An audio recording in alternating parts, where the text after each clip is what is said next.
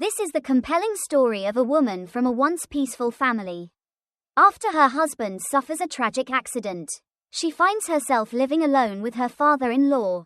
And amidst this, a new chapter begins when she discovers she's pregnant.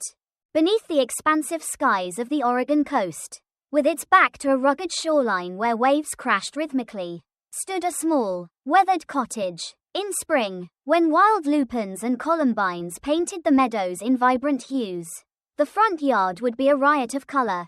In autumn, the goldenrod and tall seagrasses would sway, enveloping the home, creating a picturesque scene. In this house lived Ethan Cole, 28, his wife Sarah Davis, 27, and Ethan's father, Robert Cole, 62. They weren't wealthy, nor did they lead a lavish lifestyle beyond the reach of ordinary people. They weren't local celebrities drawing public attention. They were simply an ordinary family, enjoying a simple life in a small coastal town where the salty ocean breeze drifted through. But this seemingly ordinary family shared a deep bond and history that made them rely on one another. Ethan had lost his mother at a young age and lived with only his father. Robert, his wife, Sarah, had grown up in the foster care system with no one to call family. For them, they were each other's everything. Their bond unbreakable, their affection for one another profound. Robert Cole, though only in his early 60s, suffered from arthritis and back problems from years of working as a fisherman and doing manual labor in his youth. He'd had to endure the shock of losing his wife early, aging him prematurely. Despite this, he maintained a consistently positive outlook on life while raising his son. This old man's life was steeped in hard work and quiet sorrow. Ethan always held a deep sense of gratitude and respect for his father. Since high school, he had vowed to make sure his father was looked after if he ever got married. And he kept that promise. Sarah found the parental love she had never received in her father-in-law. Robert treated his daughter-in-law like his own daughter, and Sarah was overjoyed to have Robert, whom she affectionately called Dad, as a father figure. Perhaps because of this, they radiated a unique bond and warmth in their daily lives that others might not have. The sight of Ethan and Sarah lovingly watching Robert tend to his small vegetable garden and a few struggling apple trees in the yard at dusk, marking the end of his day, was a picture of peace and beauty. In that scene, as the sunlight spread fiery orange across the Pacific, the three of them always felt grateful and welcomed each new day.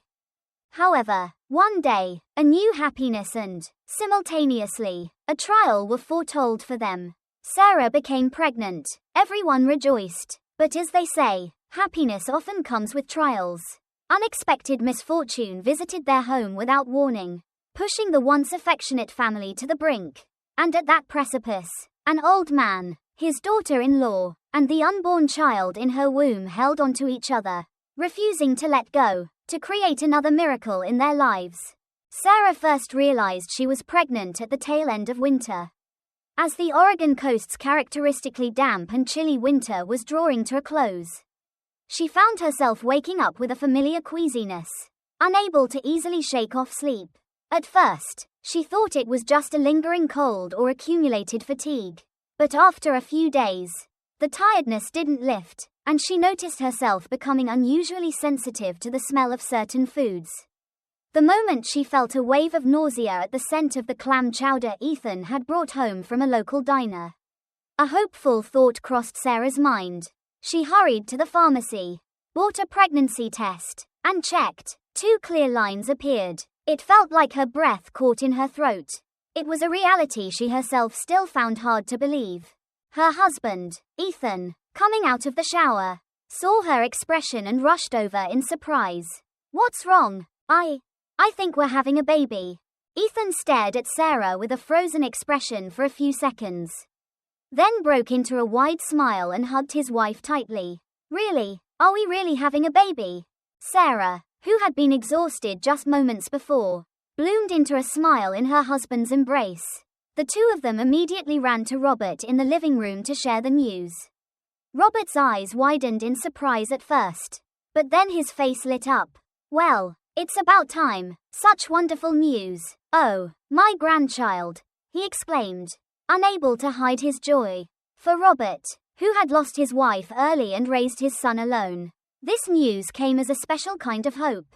He thought that if he could now see his grandchild and give that grandchild all the love his grandmother would have, nothing could be better. And so, like any other family anticipating a new life, Ethan, Sarah, and Robert welcomed even warmer days.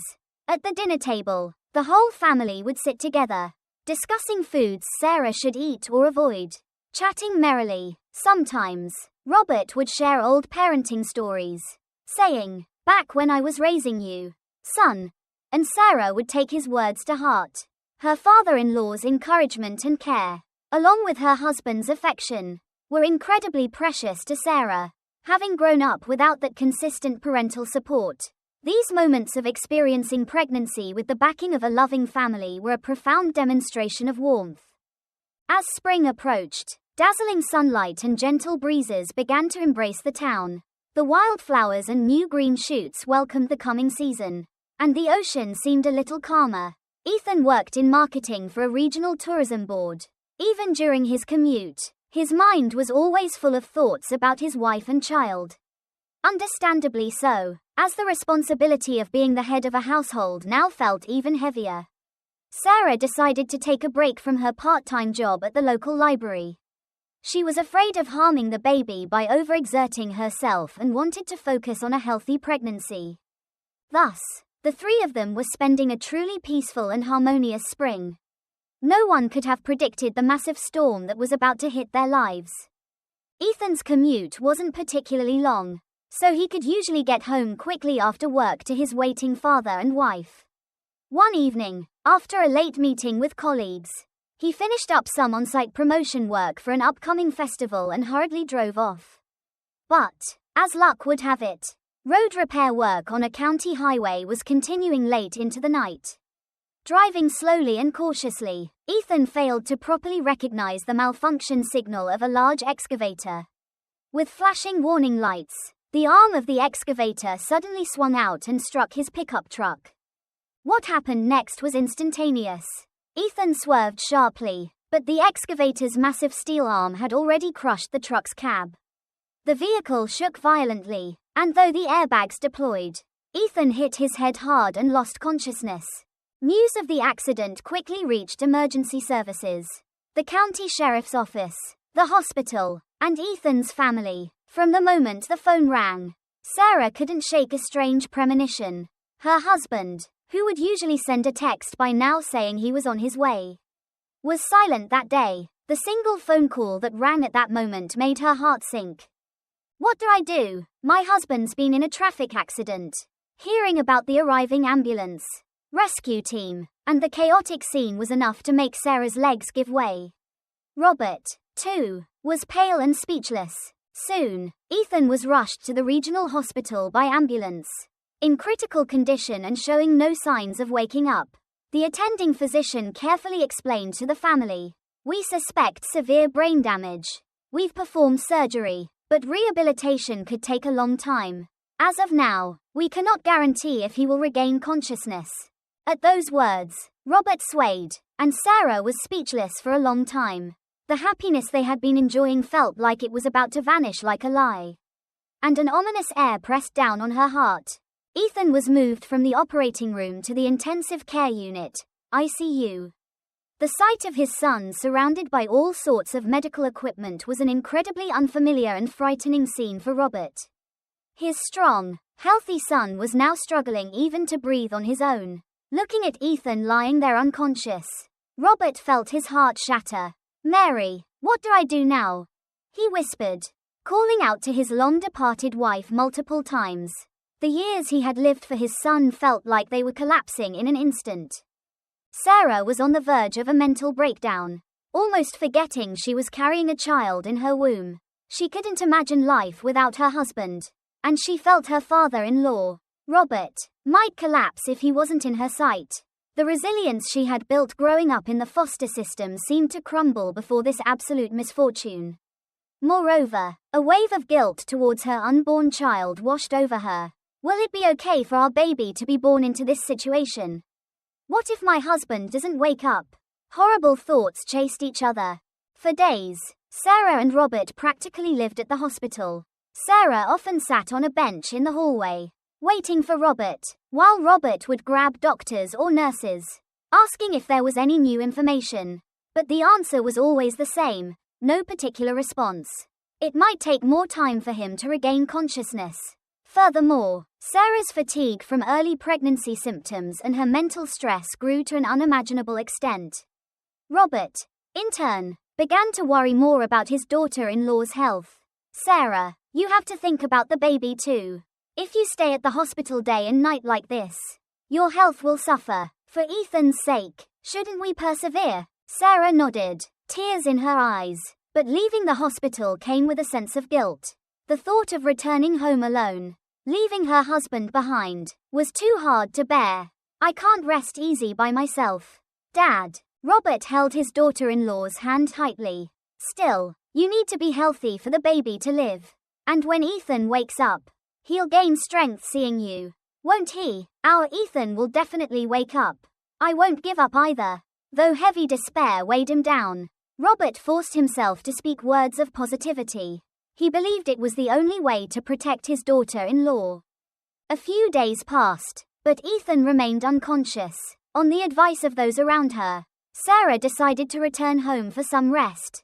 But Robert was different, determined to stay by his son's side. He visited the hospital room every day.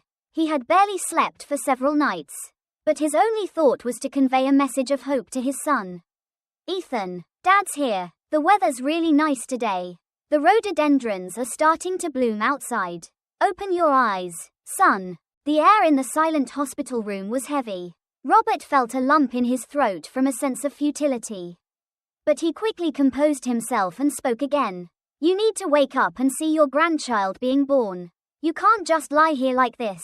Don't you know how your father feels? In truth, Robert wanted to break down in tears every moment. But he felt that crying would only transmit negative energy to his son. If Sarah also broke down, there would be no one left to lead the family. So, he swallowed the heart-wrenching pain and resolved to be a pillar. As an elder and as a father. After that day, Robert came up with an idea. He would read to his son every day. He remembered reading adventure stories and classic novels to a young Ethan when his wife passed away. Finding solace together, he hoped that by conveying his heart through books and instilling warm energy, it might help his son regain consciousness. Robert gathered novels by Steinbeck, Hemingway, and some inspirational memoirs from his home bookshelf and brought him to the hospital. Sitting in a chair in the hospital room, he quietly opened a book and read, sometimes loudly, sometimes softly, line by line. His voice wasn't that of a trained orator, nor did he need vocal practice. He just wanted his son to listen. The nurses were initially puzzled, but once they understood Robert's sincerity, they began to quietly cheer him on. Sarah initially rested at home for a few days as her father-in-law had urged. But her heart wasn't at ease. She felt empty inside, imagining Robert spending every day in the hospital room. She felt guilty, wondering if it was okay for her to stay home. Trembling with anxiety, eventually, Sarah had a brief consultation with her doctor, who advised that light outdoor exercise would be good for prenatal care, as long as she didn't overdo it. This led her to a small resolution. Yes, what I need to do now is not to break down, but to stay healthy with my baby. And I need to strengthen my hope for my husband's recovery. Sarah slowly started taking walks on the coastal bluff trails near her home. Breathing in the morning air, cradling her small belly, she spoke to the child within. My baby, let's wait for Daddy. Grandpa and Mommy are trying hard right now. Daddy will surely find strength too. Anyone listening might have found it silly. But at that moment, Sarah felt tears streaming down her cheeks. Yet, within those tears, there was still a flicker of hope. From then on, Sarah made sure to visit the hospital twice a day to hold her husband's hand. She also started reading simple book passages, following her father-in-law's example. Honey, are you listening? There's a poem you used to like. I'll read it to you. Robert Frost. The woods are lovely, dark and deep, but I have promises to keep. Remember that one? It felt as if her husband might respond from beside her. The sight of her unresponsive husband was pitiful and sad. But Sarah decided to hold on to hope steadfastly. The small efforts of father-in-law Robert and daughter-in-law Sarah slowly began to change the atmosphere in the hospital room. A warmth seemed to spread in a corner of the cold, heavy ICU. Doctors and nurses also added that the family's passion could have a positive impact on the patient. Sometime later, while reading, Robert witnessed something startling. Tiny tears had formed in his son's eyes. "Ethan, are you listening to me right now?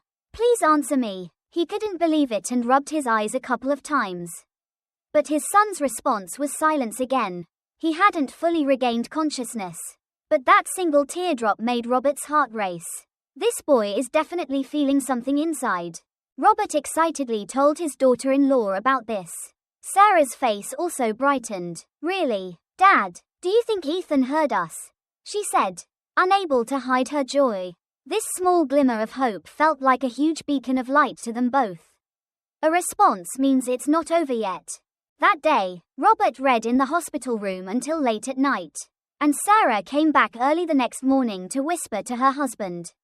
"Honey, thank you so much. You were listening, weren't you? You're feeling everything we're telling you in your heart. Right, so just hang in there a little longer." Sarah bit her dry lips and shed tears. But these tears were mixed not with darkness, but with hope and relief.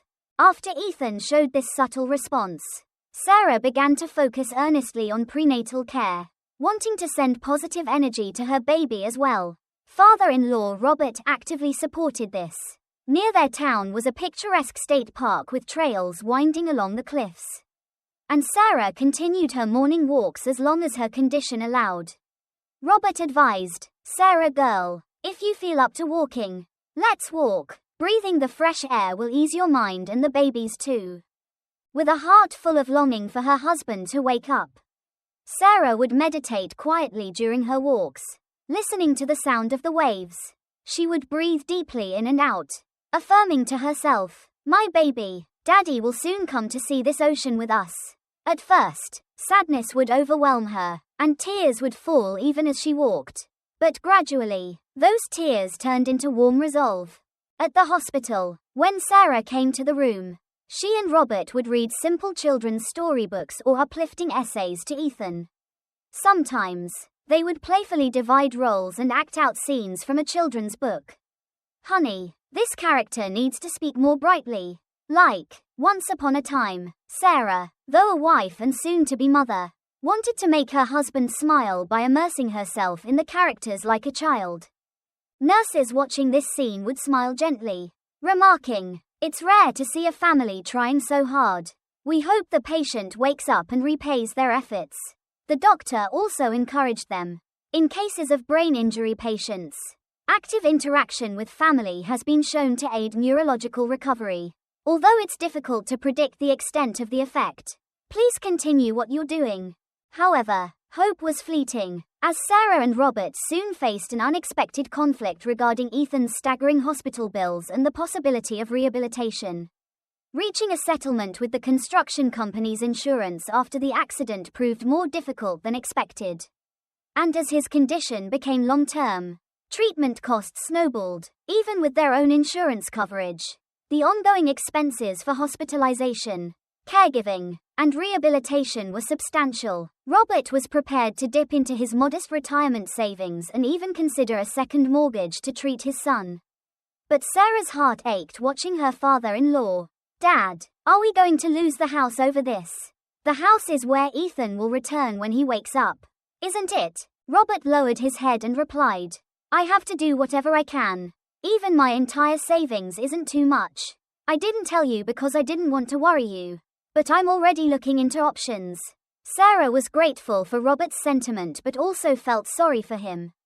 However, being pregnant, she had no immediate way to earn money, and as time went on, her body would become heavier, making movement difficult. She agonized over what to do in this situation. To make matters worse, the company showed signs of trying to reduce the settlement amount.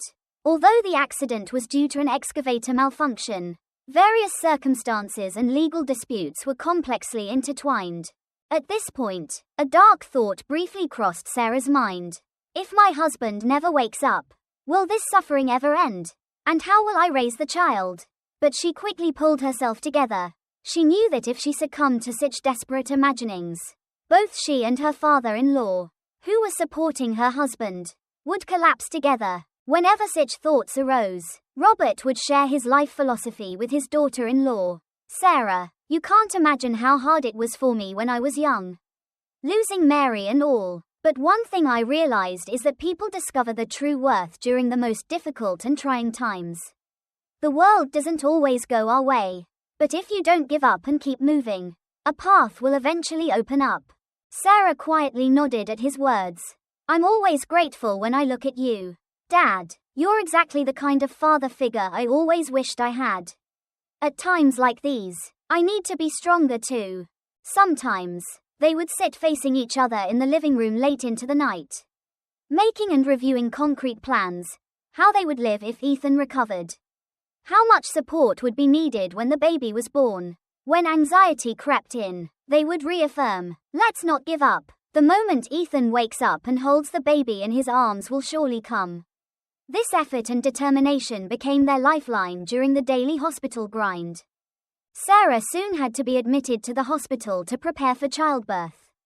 Ethan was still in the ICU receiving basic treatment, but he was slowly regaining consciousness, albeit faintly. Doctors cautioned, he still needs rehabilitation, and his condition is unstable, so don't stimulate him too much and observe him slowly. But the sliver of hope that his chances of waking up had increased brought joy to the entire family. Until just before her due date, Sarah experienced several episodes resembling labor pains, and eventually, labor began slightly earlier than expected. The contractions started in the early morning and continued into the afternoon. Robert rushed back and forth between the ICU and the delivery room, sweating profusely. For safety, the medical team administered an epidural to Sarah, trying to ease her suffering as much as possible. Dad, I'm scared, Sarah cried out, then clutched her belly and held on to her sanity. Our baby is about to come out. Since my husband has woken up, I believe our baby will be born healthy too. Unable to bear it any longer, Sarah cried out in pain. But at the same time, she endured with an intense longing to meet her child. As time dragged on and her energy rapidly depleted, she heard the tense voices of the medical staff. Push a little harder, we can see the head. And a moment later, a healthy cry filled the delivery room. Sarah collapsed onto the bed as if all strength had left her. But simultaneously, a wave of euphoria washed over her. The baby was born. The moment she heard the baby's cry, Sarah held the tiny life born into the world and wept uncontrollably. Robert, hearing the sound from outside, clasped his hands to his chest as if in prayer, repeatedly murmuring, "Thank you, thank you." Then, he quickly headed towards the ICU. His heart ached at the thought that if only Ethan could move, he would show him his newborn child. Fortunately, Ethan was slowly but surely stabilizing his breathing. Verbal communication was still difficult, but when Robert told him, "Hey, you're a father now," Sarah gave birth to a son. He was born healthy. You're really a dad now. A very faint smile-like reaction was detected. Seeing this, Robert wiped away his tears and exclaimed, "I'll show him to you soon. Just hang in there a little longer." After giving birth, Sarah rested in the recovery room, and the baby underwent health checks in the nursery. A few days later, Sarah and the baby were moved to a room where they could be with a guardian. And Ethan also improved enough to be moved to a general ward. He still needed a wheelchair and could barely support himself, but he was no longer completely unconscious as before. The medical staff remarked, "We thought his chances of recovery were slim. This family is incredible, and the patient seems to have truly strong willpower." It would take more time for Ethan to take his first steps, but he could at least turn his head to see his wife and child. Sarah carefully handed the baby to her husband. Ethan slowly moved his right hand and gently patted the baby's back. Though not clearly, he managed to utter the words, "My baby." And Sarah, choked with emotion, replied, "Yes, your baby, our son, our family." Watching this scene, Robert sobbed as if he had gained the whole world. The joy of seeing his son again was immense. But the fact that his grandchild could grow up healthy in his father's arms was what he was most grateful for. This family, once struggling at the bottom of despair, was now gathering small lights to create new hope. Afterward, Ethan underwent rehabilitation therapy and gradually improved, able to speak, breathe on his own, and perform daily activities. Of course, the doctor's opinion was that a full recovery might take a long time. But Sarah and Robert never stopped cheering him on. What you've overcome so far is already a miracle. You can get a little better. Ethan also showed his determination by writing clumsy letters on a whiteboard. Thank you. I love you. Though short, these sentences were more precious than anything. Around the time the baby was 3 months old, Ethan's recovery speed had picked up enough for him to prepare for discharge. He still couldn't walk completely on his own and needed a walker.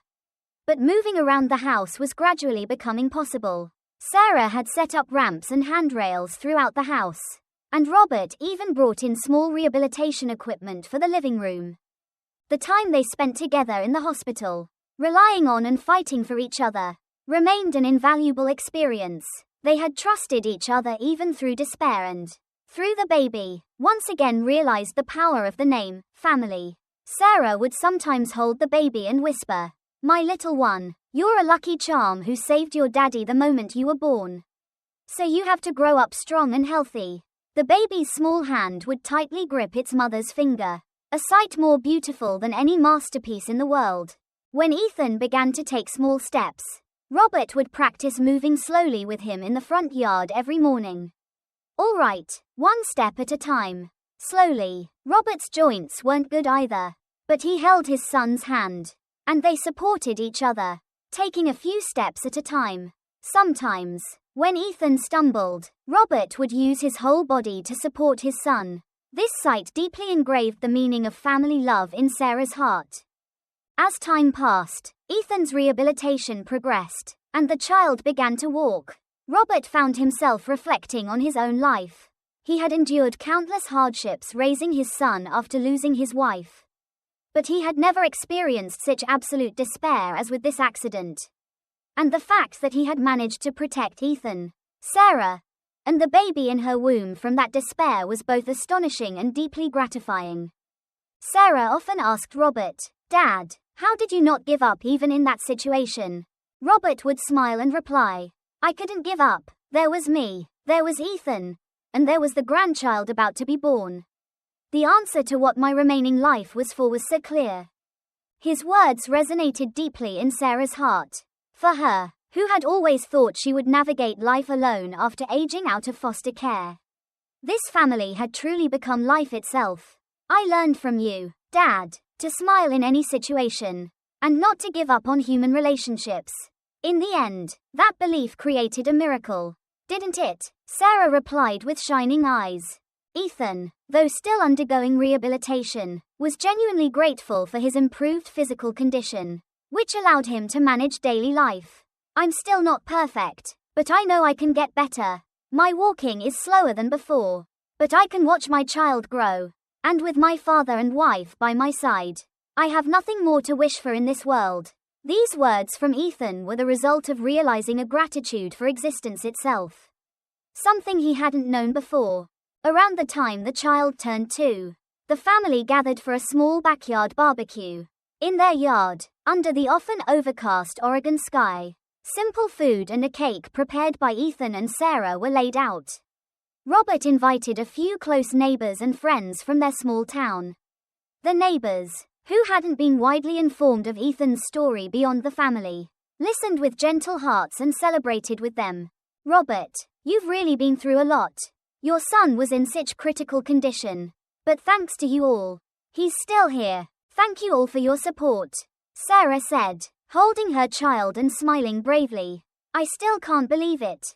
Just a short while ago, my husband was only lying in a hospital bed, and now he's eating with us and walking around again."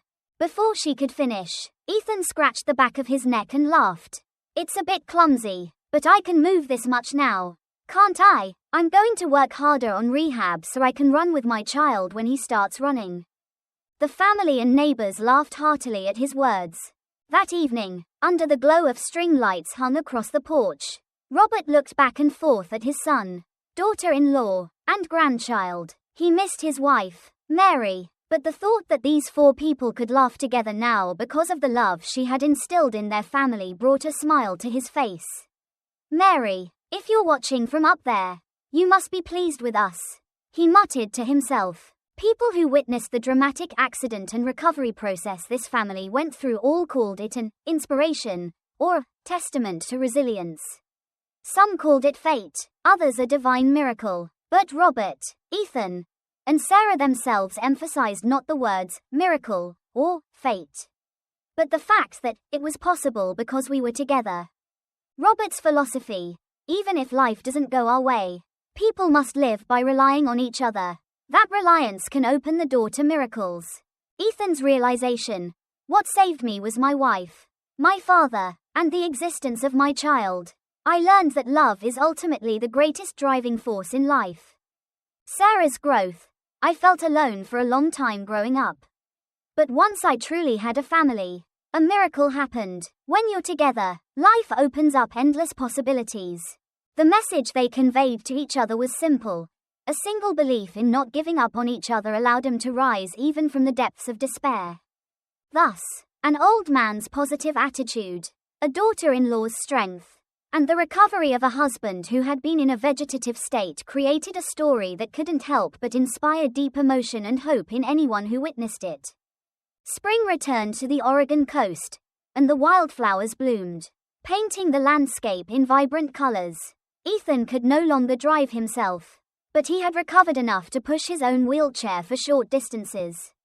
Sarah would push the baby in a stroller, and Robert would assist his son from behind, enjoying family outings to the beach or local parks.